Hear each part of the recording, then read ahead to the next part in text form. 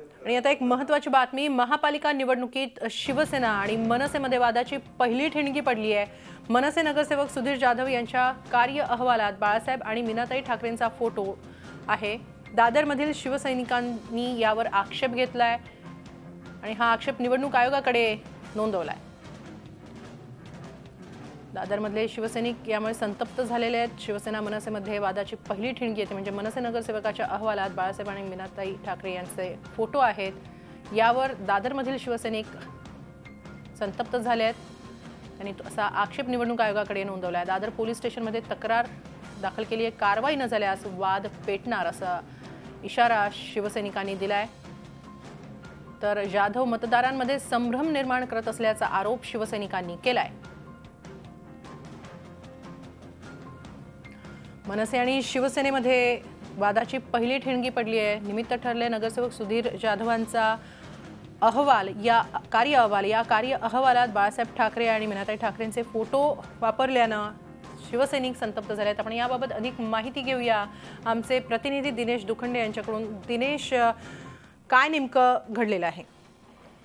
याआधी शिवसेना आणि भाजपमध्ये जागा वाटपावरून तिढा किंवा वाद होता। आता एकमेकांचे कट्टर राजकीय विरोधक पक्ष असलेले शिवसेना आणि मनसे यांच्यामध्ये मुंबई महापालिका निवडणुकीच्या अनुषंगाने पहिली वादाची ठिणगी पडते आणि हा वाद सुरू होते तोही दोघांचाही बालेकिल्ला असलेल्या दादर या मराठी भाषिकांच्या बालेकिल्ल्यामध्ये हा वाद सुरू झालेला आहे। शिवसैनिकांचा आक्षेप आहे की मनसेचे स्थानिक नगरसेवक सुधीर जाधव यांनी त्यांच्या कार्य अहवालामध्ये शिवसेना प्रमुख बाळासाहेब ठाकरे आणि मीनाताई ठाकरे यांचा फोटो छापलेला आहे। त्यावर शिवसेनेने आक्षेप घेतलेला आहे। मतदारांमध्ये संभ्रमाचं वातावरण निर्माण करण्यासाठी सुधीर जाधव यांनी हा फोटो छापलेला आहे। निवडणूक आयोग आणि स्थानिक दादर पोलीस ठाणे यांच्याकडे सुधीर जाधव यांच्या विरोधात लेखी तक्रार नोंदवण्यात आलेली आहे। तसंच सुधीर जाधव हे विभागात वस्तूंचं वाटप करतायत असाही एक आक्षेप आहे आणि तीही तक्रार निवडणूक आयोग आणि दादर पोलीस ठाण्यात नोंदवण्यात आलेली आहे। सुधीर जाधव यांच्याशी संपर्क साधला असता त्यांनी यावर उत्तर दिलेलं आहे।